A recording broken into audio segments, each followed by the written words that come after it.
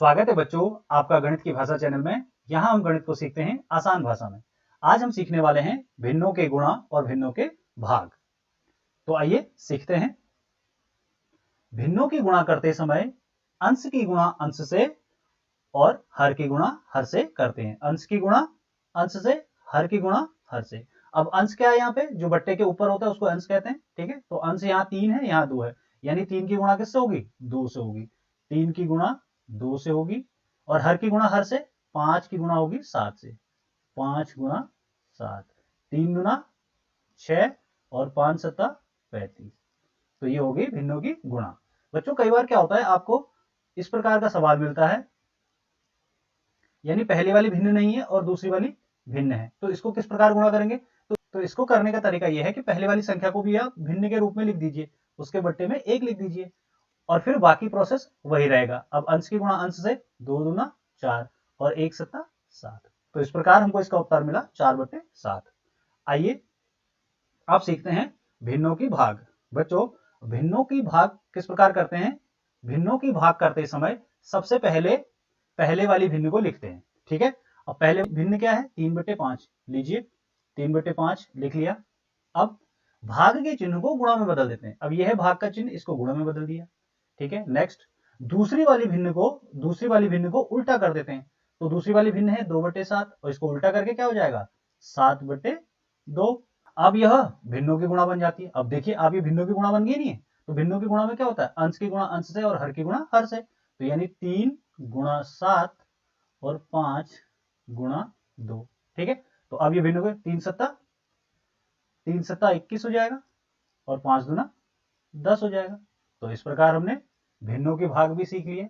बच्चों कई बार भिन्नों में इस प्रकार का आपको सवाल मिलेगा। ठीक है, जैसे ऊपर एक भिन्न होगी, इस बट्टे के चिन्ह को मैं थोड़ा बड़ा कर देता हूं ताकि आप आसानी से समझ पाए।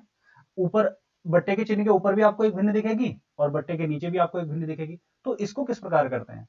इसको करने का तरीका यह है कि ऊपर वाली भिन्न को हम वैसे ही लिख देते हैं। ये जो बट्टे का चिन्ह है जो कि हमको भाग दिखाता है, बट्टे का चिन्ह आपको भाग यानी डिवीजन दिखाता है। ठीक है, तो इसको हम बट्टे के चिन्ह को क्या कर देते हैं? गुणा में बदल देते हैं और नीचे वाली भिन्न को उल्टा कर देते हैं। नीचे वाली भिन्न है 4/7, तो इसको कर देंगे हम 7/4। तो अब ये क्या हो गया? ये भी भिन्नों की गुणा बन गई, यानी 2 गुणा 7 और 5 गुणा 4। ये हो गया आपका 2 सत्ते 14 और 5 चौको 20। बच्चों जैसे कि आपको यहाँ पे दिख रहा है कि ये जो संख्या है ये 2 से डिवाइड होने वाली है, तो इसको हम और छोटा कर सकते हैं। 2 से अगर 14 में भाग देंगे तो 7 बार जाएगा, 2 से अगर 20 में भाग देंगे तो 10 बार जाएगा। अब इस भिन्न को हमने थोड़ा और छोटा कर दिया। अब इससे छोटा इसको फिलहाल नहीं कर पाएंगे। कई बार आप देखेंगे कि बट्टे के ऊपर आपको एक संख्या दी है, ठीक है, और नीचे आपको एक भिन्न दी है। अब इसको कैसे करेंगे? इसको करने का तरीका यह है कि ऊपर भी पहले आप इस संख्या को भिन्न बना लेंगे, यानी 2 को आप क्या लिखेंगे? 2/1 लिख लेंगे और नीचे है 4/7। तो ये आपका सवाल जैसा हमने यहाँ पर सीखा था वैसा ही बन गया है।